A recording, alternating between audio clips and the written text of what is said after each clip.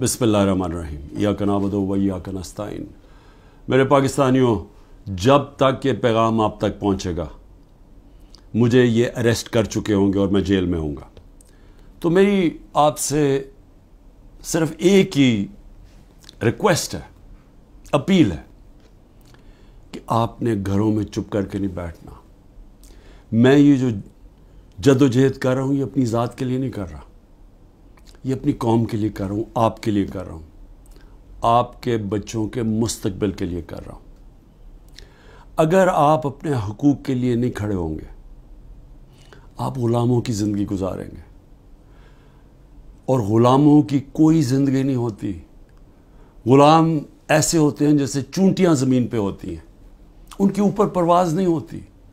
और ये बड़ी ख्वाब का नाम था पाकिस्तान, नारा था ला इलाहा इल्लल्लाह। पाकिस्तान का मतलब क्या कि हम कोई इंसान के सामने नहीं झुकते। ला इलाहा इल्लल्लाह इंसान की ग़ुलामी से हमें आज़ाद करता है। और हमारे नबी सल्लल्लाहु अलैहि वसल्लम ने अपनी मदीना की रियासत में सबसे पहले इंसानों को आज़ाद किया था अदल और इंसाफ दे के। ये है जंग इंसाफ की, आपके हकूक़ की, आपकी आज़ादी की। और कभी भी याद रखें, कोई आज़ादी प्लेट में रख के नहीं देता। जिस तरह मैं कहता हूँ, जंजीरें गिरती नहीं हैं, तोड़नी पड़ती हैं।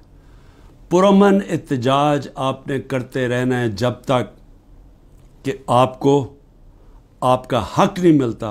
और वो सबसे बड़ा फंडामेंटल राइट है, वोट के ज़रिए अपनी हुकूमत मुंतखब करना, ना तो किसी और कोई कब्ज़ा ग्रुप इस मुल्क के ऊपर कब्ज़ा करके बैठ जाए जो आज कब्ज़ा करके बैठा हुआ है। शुक्रिया।